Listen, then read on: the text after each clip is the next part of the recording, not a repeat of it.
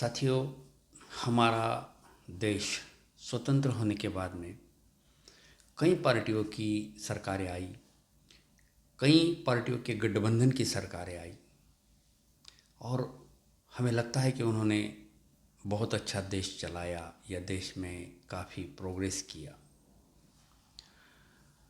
मैं कुछ ऐसी बातों की तरफ आपका ध्यान आकर्षित करना चाहता हूँ जो कितनी घातक है। हमारे देश में जो देश चलाने के लिए आर्थिक रूप से अगर टैक्स आता है, ज़्यादा से ज़्यादा रेवेन्यू आता है, तो वो है शराब। एक तरफ पिछली सभी सरकारों ने, आज की जो रनिंग करंट सरकार है, उन्होंने भी बहुत सारे दावे किए हैं कि हमने ये फ्री में दिया, वो फ्री में दिया, देश के लिए हम ये कर रहे, वो कर रहे। ठीक है, कुछ चीज़ें अच्छी की भी होगी, कर भी रहे होंगे, लेकिन जो टैक्स पाने के हेतु हमारे देश में जो शराब नीति है, जो शराब बेचे जाती है, उसके कितने फायदे और कितने टोटे हैं। हम अगर शराब के माध्यम से रेवेन्यू आता है, उसमें से अगर 2-4% रेवेन्यू हम शिक्षा व्यवस्था पर खर्च करते हैं, तो उसका फ़ायदा क्या और नुकसान क्या। एक परिवार में जो एक मुख्य व्यक्ति होता है, यदि वो शराब पीता है, मान लो दिन में 100 रुपए की, 150 रुपए की शराब पीता है, उस पर जो टैक्स मिलता है वो सरकार को चला जाता है। और ऐसे सैकड़ों, हज़ारों, लाखों, करोड़ों लोग शराब पीते हैं।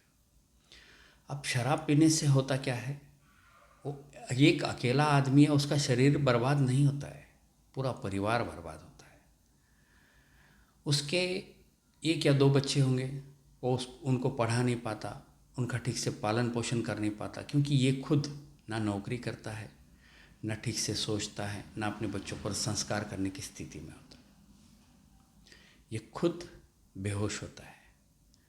तो एक तरफ हम थोड़ा सा टैक्स पाने के लिए पूरे परिवार को ख़त्म कर देते हैं।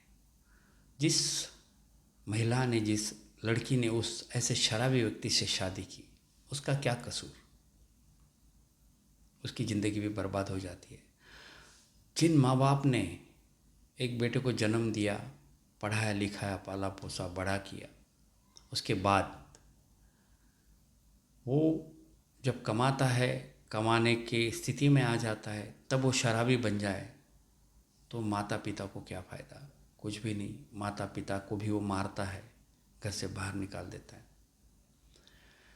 तो माँ बाप परेशान हो जाते हैं, बच्चों का भविष्य बिगड़ जाता है, बीवी की ज़िंदगी खराब हो जाती है। इतने सारे नुकसान होने के बावजूद ये सरकार जो है, ये निकम्मे लीडर और ये निकम्मी पार्टियाँ, निकम्मे लोग जो है इस देश में जो सरकारें बनाते हैं, वो देश चलाने के लिए शराब के माध्यम से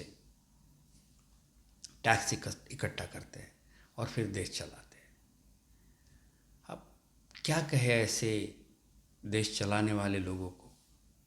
इस तरह से वो एक तरफ एक परिवार बर्बाद करते हैं और फिर दूसरी तरफ शिक्षा व्यवस्था पर 2%, 4% खर्च करते हैं। एक सच्ची घटना मैं आपको बताता हूँ। पिताजी जो है वो कपड़े सीने का काम करते थे, माँ हाउसवाइफ थी। उन्होंने बहुत मेहनत कर के अपने बेटे को इंजीनियर बनाया। इंजीनियरिंग कॉलेज के जो हालात है, हम अगर बाहर खड़े हो जाए तो दिखाई देगा आपको कि कितने सिगरेट्स पीते हो लोग, और फिर कैसी बातें करते हैं। फिर जो है शाम को या रात को या कहीं भी पीने का प्रोग्राम बनता है और वहीं से आदतें लगना शुरू हो जाती हैं। तो बांद्रा में, मुंबई के बांद्रा इलाके में एक ऐसा ही परिवार था, माता पिता और उनका एक बेटा जो इंजीनियर बन चुका था। जॉब तो लगी नहीं, फिर फ्रस्ट्रेशन में आके या पिछली कुछ बुरी आदत या बुरी दोस्तों के साथ आदत लगने की वजह से शराब पीने लग गया। अब जब नौकरी नहीं है, कमाई नहीं है, तो पीने के लिए पैसा नहीं मिलता था। शराब की आदत हावी हो चुकी थी। एक बार शराब पी लिया इंसान ने, और कुछ दिनों के बाद फिर जो हमारे दिमाग में, ब्रेन में जो एक रसायन बनता है वो अस्वस्थ कर देता है, उसको फिर शराब की ज़रूरत होती ही है। तो इस तरह का वो भी ऐसे स्थिति में चला जाता है और फिर शराब के लिए बेचैन होता है जब पैसा नहीं होता है, पीने को नहीं मिलती है। तो एक दिन वो इसी तरह से शराब पीने के लिए पैसे मांगता है। माँ कहती कि मेरे पास नहीं है, पिताजी कहते हैं कि मैं नहीं दूंगा। उसके बाद वो गुस्से में आ जाता है और सिलाई मशीन के बाजू में पड़ी हुई जो एक कैंची होती है वो उठाकर पिताजी के पेट पर कई वार कर देता है। पिताजी तुरंत मर जाते हैं। उसके बाद इसको होश आ जाता है और ये कहता है कि someone call to police, I finish my father, वगैरह वगैरह। तो जो बेटा इंजीनियर हुआ था, जो लड़का इंजीनियर, जो युवा इंजीनियर हुआ था, थोड़े से इस टैक्स के लालच में वो माता पिता भी ख़त्म हो गए, ये इंजीनियर की पढ़ाई बेकार हो गई। अब वो इंजीनियर जेल में है, पिताजी का देहांत हो चुका है, माँ लावारिस है, बर्तन मांजती है और किसी तरह से जिंदा है। तो क्या ये इतना ज़रूरी है शराब बेचकर देश चलाना? एक बहुत बड़ा सवाल है। लेकिन हमारे नाकाम लीडर यही करते आ रहे हैं। साथियों, इस पर गंभीरता से सोचना होगा और शराब से अपने आप को दूर करना होगा। ये लोग तो शराब बेचेंगे ही, सिंपल सी बात है। देखिए कि जो जिन पर टैक्स मिलता है वो शराब बेचना अलाउ है, लेकिन जो गरीब लोग गांव खेड़े में शराब की भट्टी लगाकर शराब बेचते हैं या निकालते हैं वो गैर कानूनी है, क्योंकि उस पर इनको टैक्स नहीं मिलता। बाकी शराब लीगल है। खैर, ये दोगली राजनीति है।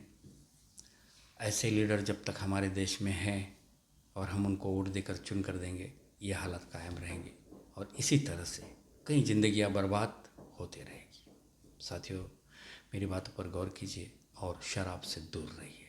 धन्यवाद।